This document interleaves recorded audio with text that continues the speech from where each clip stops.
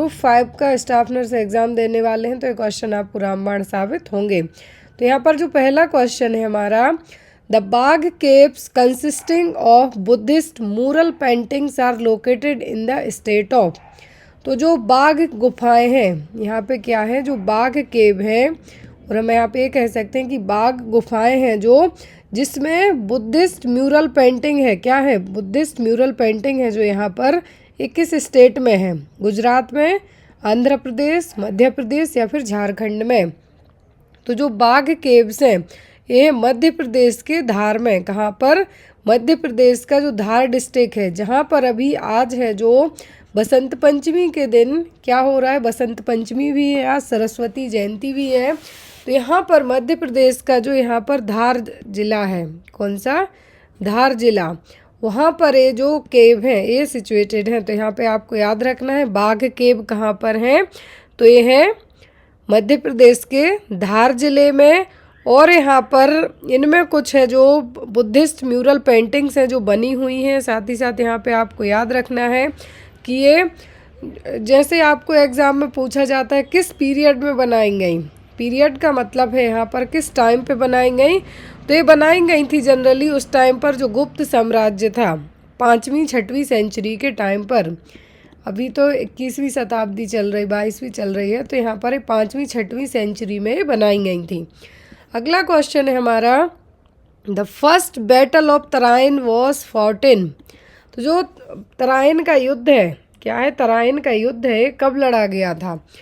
1119 AD में, 1026 AD, 1206 AD में, या फिर 1398 AD में? कब है जो तराइन का युद्ध है जो लड़ा गया था? ये हिस्ट्री हो गई है, एग्जाम में आपको आ सकती है। अभी जैसे आपको UPSSC में आ गए थे इस तरीके के क्वेश्चन।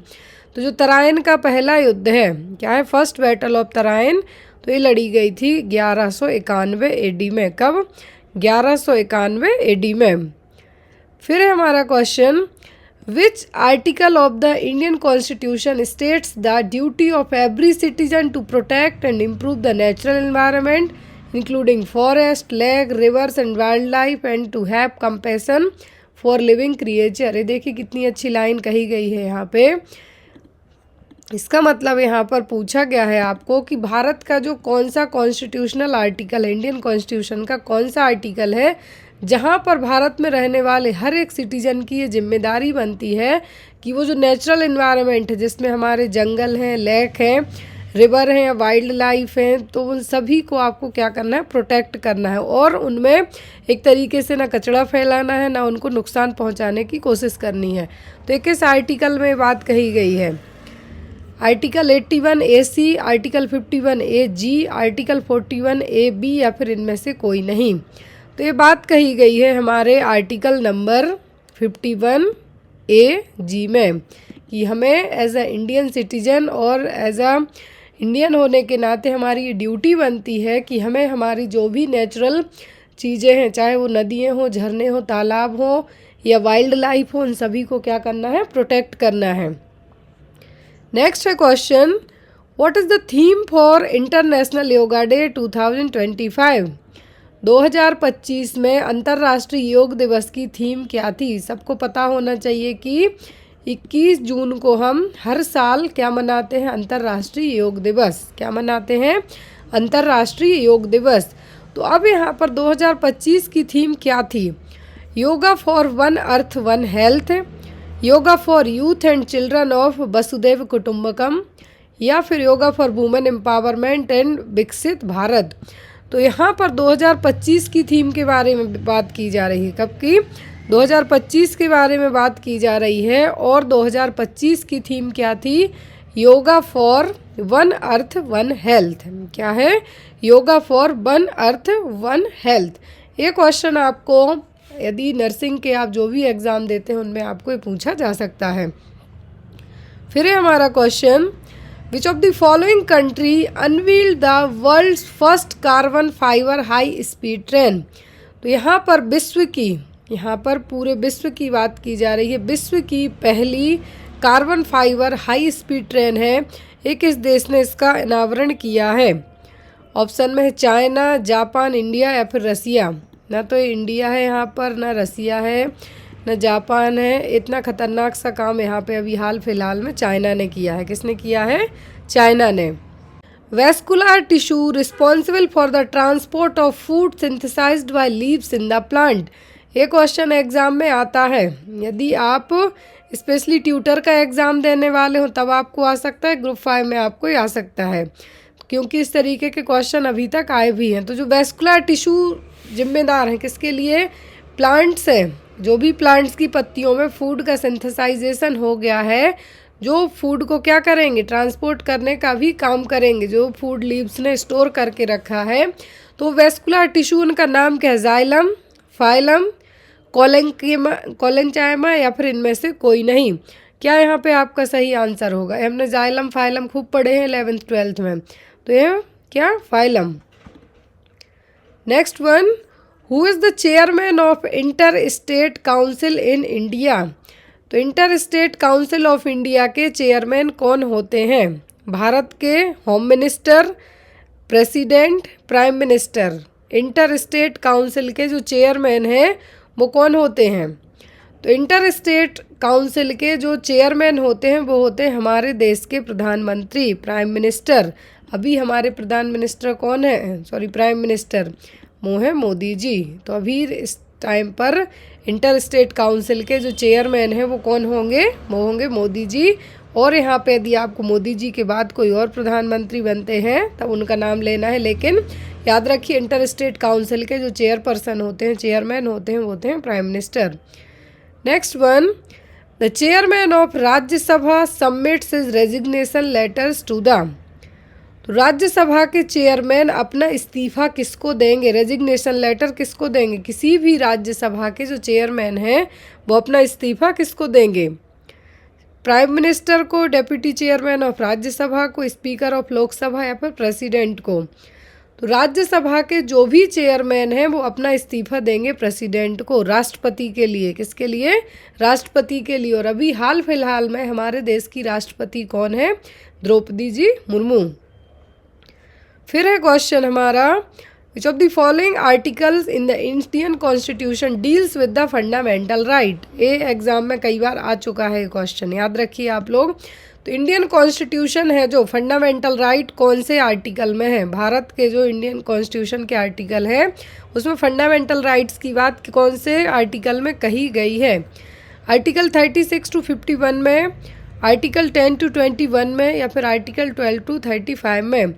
तो जो इंडियन कॉन्स्टिट्यूशन के जो आर्टिकल्स हैं जिनमें फंडामेंटल राइट्स की बात की गई है वो है आर्टिकल नंबर 12 से लेके 35 तक का। कौन सा? 12 to 35 नंबर तक के आर्टिकल में कहा गया है। Next one, where was the 55th meeting of the GST council held? तो GST काउंसिल की जो 55वीं मीटिंग कहाँ पर हुई थी? न्यू दिल्ली में, मुंबई में, जैसलमेर में या फिर कोलकाता में? GST के रिगार्डिंग आपको एग्जाम में क्वेश्चन इसलिए आ सकता है क्योंकि जब अभी हाल फिलहाल में GST को लेके बात करें हम, तो कुछ समय पहले बहुत सारे हेल्थ इंश्योरेंस, बहुत सारे खाने पीने की चीज़ें, बहुत सारी मेडिसिन, क्योंकि 2 स्लैब बस बचाए थे सरकार ने, और जो दारू है, शराब है, उनको छोड़ के तो 2 स्लैब बचे थे, इसलिए आपको एग्जाम में क्वेश्चन आ सकता है GST को लेके। तो जो 55वीं मीटिंग हुई थी, ये 55वीं मीटिंग हुई थी कहाँ पर? जैसलमेर में, राजस्थान के जैसलमेर में। फिर है हमारा question, Syed Mushtaq Ali trophy is associated with which of the following sports? तो सैयद मुश्ताक अली ट्रॉफी है एक इस खेल से संबंधित है? टेबल टेनिस से, स्विमिंग से, क्रिकेट से, नन ऑफ द अबव। जैसे आपको एग्जाम में रणजी ट्रॉफी भी पूछ सकते हैं, तो रणजी ट्रॉफी भी क्रिकेट के रिगार्डिंग है, और जो सैयद मुश्ताक अली ट्रॉफी है ये भी क्रिकेट से बिलोंग करती है। The first edition of the Siang biodiversity meet 2024 started in. तो सियांग बायोडाइवर्सिटी मीटअप है 2024 का शुरुआत हुई थी। कहाँ पे इसका पहला एडिशन हुआ था? अरुणाचल प्रदेश में, मध्य प्रदेश में, उत्तर प्रदेश में या फिर हिमाचल प्रदेश में?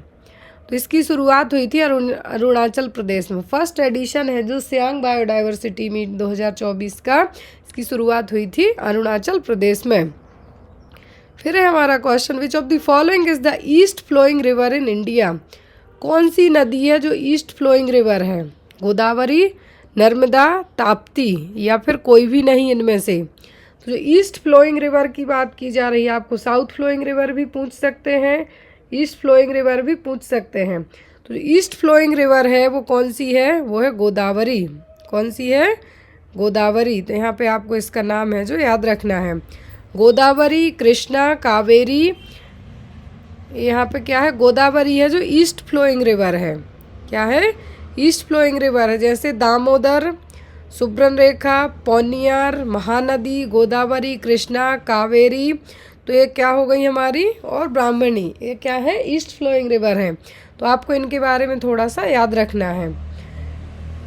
और यदि आपको वेस्ट फ्लोइंग रिवर के बारे में पूछें तो नर्मदा और ताप्ती, नर्मदा और ताप्ती ये कौन सी हैं? ये वेस्ट फ्लोइंग रिवर हैं।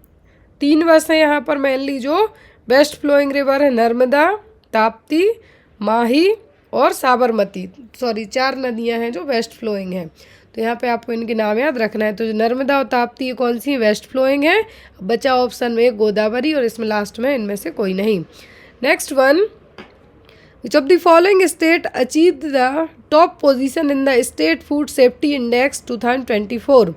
तो किस राज्य के लिए स्टेट फूड सेफ्टी इंडेक्स में सबसे टॉप पोजीशन का दर्जा है जो मिला है? ऑप्शन में है हमारा तमिलनाडु, सिक्किम, केरला या फिर बिहार। तो ऐसा करने वाला राज्य है केरला। कौन सा? स्टेट फूड सेफ्टी इंडेक्स का जो टॉप पोजीशन पर रहने वाला राज्य है वो है Kerala. Next one, the first 5-year plan in India was based on which economic growth model? तो जो पहली पंचवर्षीय योजना थी, फर्स्ट 5-year प्लान का मतलब है पहली पंचवर्षीय योजना थी, ये किस मॉडल पर, इकोनॉमिक ग्रोथ को लेके किस मॉडल पर बेस्ड थी? यहाँ पर ऑप्शन में है आपको Mahalanobis model, Harold Domar model, Jawaharlal Nehru model या फिर कोई नहीं। तो यहाँ पर जो फर्स्ट 5-year प्लान के तहत क्या है, पहली पंचवर्षीय योजना है जो किस मॉडल पर बेस्ड थी, एन इकोनॉमी के बेस पर, तो वो था हैरोल्ड डॉमर मॉडल। कौन सा? Harold Domar model. Next one, the fluid part of blood is called, बहुत ही सिंपल सा क्वेश्चन है कि जो ब्लड का फ्लूइड पार्ट है वो क्या है? प्लाज्मा है, WBC है, हीमोग्लोबिन है या फिर कोई नहीं? तो ब्लड का जो फ्लूइड पार्ट है वो कहलाता है प्लाज्मा। क्या होगा? प्लाज्मा। फिर है vitamin A, which kind of soluble vitamin, protein, water, fat? तो एक्चुअल में विटामिन ओनली 2 कैटेगरी के होते हैं, एक होता है फैट सॉल्यूबल और एक होता है वाटर सॉल्यूबल।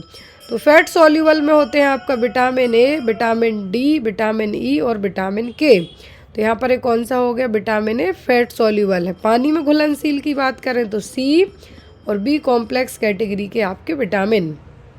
विटामिन ए की जगह ई होता, डी होता या के होता, तब आप क्या कहते हैं? फैट सॉल्यूबल है।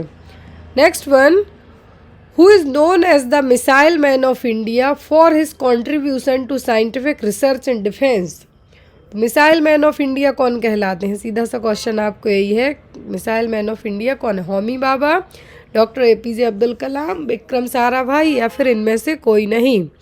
तो जो मिसाइल मैन ऑफ इंडिया है वो कौन है? डॉक्टर APJ अब्दुल कलाम। कौन है? डॉक्टर APJ अब्दुल कलाम। इनको आप यदि इनका बर्थ प्लेस पूछे तो वो है रामेश्वरम, तमिलनाडु का रामेश्वरम शहर, जहाँ पर जो शंकर भगवान जी की एक बहुत ही प्रतिष्ठित मंदिर भी है, बहुत सारे लोग हो सकता है गए भी हों। तो यहाँ पर आपको याद रखना है मिसाइल मैन ऑफ इंडिया कौन है? Doctor APJ Abdul Kalam. The following is the country's first large research reactor that uses U-23 as a fuel? तो यहाँ पर हमारे देश का पहला सबसे बड़ा रिसर्च रिएक्टर कौन सा है जो यूज़ होता है एज अ फ्यूल के तौर पर, U-233 के तौर पर? शक्ति, कामिनी, अप्सरा या फिर कोई नहीं? तो यहाँ पर भारत का पहला रिसर्च रिएक्टर है, क्या है? भारत का पहला रिसर्च रिएक्टर है जो एज अ फ्यूल इस्तेमाल होता है, वो है कामिनी। कौन सा? कामिनी। Next one, which of the following language given below in one of the official language of united nation? तो यूनाइटेड नेशन की ऑफिशियल लैंग्वेज कौन सी है? स्पेनिश, हिंदी, तमिल? कौन सी होगी यहाँ पे? तो वो होगी स्पेनिश। हिंदी और तमिल तो हमारे इंडिया की ही हैं, यूनाइटेड नेशन की तो होगी नहीं। Next one, which of the following is the apex bank for agriculture and rural development in India. तो एपेक्स बैंक मतलब है यहाँ पर कौन सी बैंक है जो एग्रीकल्चर मतलब खेती और रूरल डेवलपमेंट के लिए है? आरबीआई, एसबीआई, नाबार्ड या फिर कोई नहीं। ये क्वेश्चन बहुत एग्जाम में आता है और वो है नाबार्ड। इसमें भी हमारे नर्सिंग वालों के लिए वैकेंसी निकलती हैं, जैसे अलग अलग एजेंसी वैकेंसी निकालती है नर्सिंग के लिए, तो इसमें भी निकलती हैं। नाबार्ड है जो एपेक्स बैंक है जहाँ पर कृषि और जो गांव का डेवलपमेंट है उसके रिगार्डिंग यहाँ पर ये बैंक काम करती है। फिर है question, in which state has the Young India skill university Bill 2024 been introduced. तो कौन सा राज्य है, भारत का कौन सा राज्य है जिसने अभी 2024 में एक बिल पास किया है? बिल का नाम है young India skill university bill. Andhra Pradesh ने किया है क्या ये पास, तमिलनाडु ने, गुजरात ने या फिर तेलंगाना ने? तो ये पास किया है तेलंगाना ने। किसने? तेलंगाना ने। स्किल यूनिवर्सिटी बिल 2024 जो लॉन्च किया है, ये किया है तेलंगाना ने। फिर है एक question, arrange the following states in descending order based on their forest and tree cover area. तो एज पर यहाँ पर जो जंगल है डिसेंडिंग ऑर्डर में आपको करना है, क्या करना है? डिसेंडिंग ऑर्डर में अरेंज करना है जो वहाँ के जंगल हैं वो कितना एरिया ट्रीज से कवर करता है एज पर Indian State of Forest Report 2023 के। यहाँ पे अरुणाचल प्रदेश, महाराष्ट्र, मध्य प्रदेश या फिर 3 स्टेट हैं यहाँ पर कि फॉरेस्ट और जो ट्री एरिया कवर अप करते हैं, तो उनका असेंडिंग ऑर्डर क्या होगा? मध्य प्रदेश, अरुणाचल प्रदेश, महाराष्ट्र। तो यहाँ पर सही ऑर्डर एज पर जो रिपोर्ट है, फॉरेस्ट रिपोर्ट है, Indian State of Forest report है, उसके अकॉर्डिंग सबसे टॉप पे आता है मध्य प्रदेश। क्या आएगा? मध्य प्रदेश, फिर Arunachal Pradesh and then after the Maharashtra. Next one is constitution of India came into force in. तो भारत का जो कॉन्स्टिट्यूशन है कब है जो एज अ वर्किंग में रहा था? नवंबर 26, 1949, जनवरी 15, 1952, अगस्त 15, 1950 या फिर जनवरी 26, 1950 में। तो भारत का जो संविधान है, क्या है? भारत का जो कॉन्स्टिट्यूशन है वो कब फोर्स में आया था? तो ये आया था जनवरी 26, 1950 को, जो भी आने वाला है रिपब्लिक डे जिसको हम कहते हैं। क्या है? रिपब्लिक डे कहते हैं, वही है 26 जनवरी 1950। नेक्स्ट है, what is the unique about the Sangetsar lake near Tawang. ये अभी न्यूज़ में बहुत आ रही थी ये लेक, इसलिए इसको ऐड किया है क्वेश्चन को। तो जो यहाँ पर लेक है संगेस्कर लेक जो तावांग में है, तो ये किसके रिगार्डिंग बिलोंग करती है, मतलब इसकी क्या खासियत है? ऑप्शन में है, it has mystical gold coins and jewels in it, it was form during the earthquake of 1950, it is the site of an ancient monastery. क्या है जो इस लेक है जो यहाँ पर संगेस्कर लेक है, जो इसकी खासियत क्या है? संगेस्कर लेक है ये, इस लेक का नाम आप इससे भी याद रख सकते हैं, कोयला मूवी की शूटिंग यहाँ पर हुई थी। इसकी जो कोयला मूवी आई थी माधुरी दीक्षित की और शाहरुख खान की, इस लेक के पास में इस मूवी की है जो शूटिंग हुई थी। लेकिन यहाँ पर इसका जो बनना है, यहाँ पर ये ऑप्शन में जो 1950 है ये 1970 है एक्चुअल में, 1970 में बनी थी, वो भी भूकंप के कारण ही। तो यहाँ पे आप इसको याद रखिए 1970 में। तो यहाँ पे आपका जो ऑप्शन दिया गया है 1950, ये बस रॉन्ग है, लेकिन ये बनी अर्थक्वेक के कारण ही थी। तो यूनिक इसके बारे में बात क्या है कि ये बनी थी अर्थक्वेक के कारण 1970 में। क्या? 1970 में। और यह है कहाँ पर? अरुणाचल प्रदेश में। कहाँ पर? अरुणाचल प्रदेश में। ये सबसे ऊंची हाई एल्टीट्यूड ग्लेशियर लेक है तवांग, अरुणाचल प्रदेश में। और यहाँ पर इसकी खासियत यही है कि अर्थक्वेक के कारण बनी थी 1970 में। Who wrote the book the discovery of India that prizes India's diversity. तो एक किताब है जो, इस किताब का नाम क्या है? बुक का नाम यहाँ पे आपको दिया गया है। तो यहाँ पर इसके राइटर कौन है? Who wrote that book the discovery of India? Mahatma Gandhi, Subhash Chandra Bose, Jawaharlal Nehru या फिर रविंद्रनाथ टैगोर। किसने ये किताब लिखी थी? The discovery of India. तो डिस्कवरी ऑफ इंडिया लिखी थी जवाहरलाल नेहरू जी ने। किसने? जवाहरलाल नेहरू जी ने। Next one is where was India's first ancient stitched ship launched. तो अभी हाल फिलहाल में हाथ से सिली हुई स्टिच्ड शिप है, लॉन्च की गई है। ये कहाँ पे हुई है? तमिलनाडु में, आंध्र प्रदेश में, गोवा में। तो इंडिया की जो पहली स्टिच्ड शिप है, क्या है? स्टिच्ड शिप है, ये कहाँ पर है जो अभी लॉन्च की गई है? पहली एंशिएंट स्टिच्ड शिप अभी न्यूज़ में आई थी, इसका नाम क्या है? INSB कौंडिन्या। क्या है? INSB कौंडिन्या जो शिप है, इसको यहाँ पे पहली शिप है और ये कहाँ के अभी पोर्ट पे उतारी गई है? गोवा में। कहाँ पर? गोवा में। इसकी जो खासियत है इस शिप की, INSB कौंडिन्या, इसका नाम मैं यहाँ पे आपको लिख देती हूँ,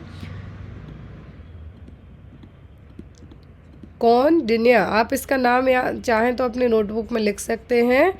भारत की पहली एंशिएंट स्टिच्ड शिप है, ये कहाँ पे अभी है? तो यह गोवा में। Next one is who was the founder of the Maurya empire. Maurya साम्राज्य के संस्थापक कौन थे? अशोका, चंद्रगुप्त मौर्य, बिम्बिसारा या फिर कोई भी नहीं, इनमें से कोई भी नहीं। तो जो यहाँ पर मौर्य एम्पायर के, क्या है? मौर्य एम्पायर की जो नींव रखने वाले थे, फाउंडर थे, वो कौन थे? Chandragupta Maurya. Next one, when was the voting age reduced from 21 years to 18 years in India. Bharat में 21 साल पहले थी क्या उम्र थी? वोटिंग एज रिड्यूस की गई है, 21 से 18 साल की गई है। तो ये कब? 1950 में, 1976 में, 1989 में कि 1991 में? कब है इस तरीके का डिसीजन लिया गया था? तो ये लिया गया था 1989 में। कब? 1989 में। When was the constitution of India adopted. तो ये हमने अभी जस्ट अभी है क्वेश्चन देखा हुआ है। तो यहाँ पर अडॉप्ट पूछा है, अब ध्यान दीजिए। केम इनटू फोर्स पूछे 26 जनवरी में, क्लियर? 26 जनवरी 1950 में, लेकिन अडॉप्ट किया गया यहाँ पे पूछा है। तो अडॉप्ट पूछा है तो कब? 26 नवंबर 1949 को। कब? 26 नवंबर 1949 को। केम इनटू फोर्स पूछे, इंडियन कॉन्स्टिट्यूशन केम इनटू फोर्स पूछे, तब कहना है 26 जनवरी 1950 को। बट यहाँ पे कहा गया है कि इंडियन कॉन्स्टिट्यूशन को अडॉप्ट कब किया गया है? तो अडॉप्ट हुआ है 26 नवंबर 1949 को, 26 नवंबर 1949 में। Madhubani painting is associated with which Indian state. तो जो मधुबनी पेंटिंग है किस राज्य से बिलोंग करती है? उत्तर प्रदेश से, बिहार से, केरला से या फिर कहीं से भी नहीं। मधुबनी पेंटिंग आपने नाम खूब सुना है। तो ये मधुबनी फेमस पेंटिंग है कहाँ की? बिहार की। Next one, which of the following is the non conventional source of energy. Non conventional source क्या है एनर्जी का? कोयला, पेट्रोलियम, वाइंड एनर्जी जो पवन चक्की रहती है वो, या फिर नेचुरल गैसेस। तो क्या होंगी? Non conventional source of energy होगा वाइंड एनर्जी। कौन सी? Wind energy. अब हम इसके आगे के क्वेश्चन है जो नर्सिंग वाले पढ़ेंगे। तो यहाँ पे जीके जीएस के आज इतने क्वेश्चन से कोशिश करूँगी कि डेली आपको इतने ही क्वेश्चन, जब तक आपके एग्ज़ाम नहीं